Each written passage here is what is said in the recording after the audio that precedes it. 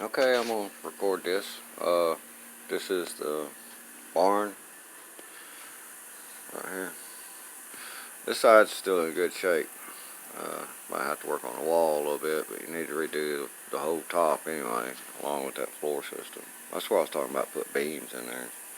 Steel beams.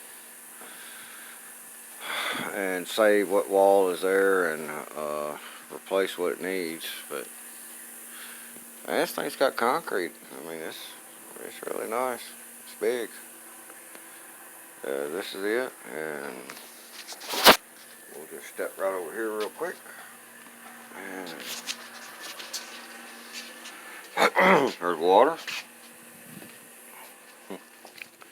And this is the other side. Used to have a kitchen or something down here. Tornado got it. So this is what it looks like. This is kind of spooky. Hold on. Here I am walking under it.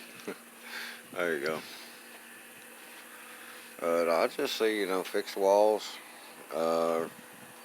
straighten them, fix them, and re-stud some of them. You need some stud work over there. It's concrete. It's not bad.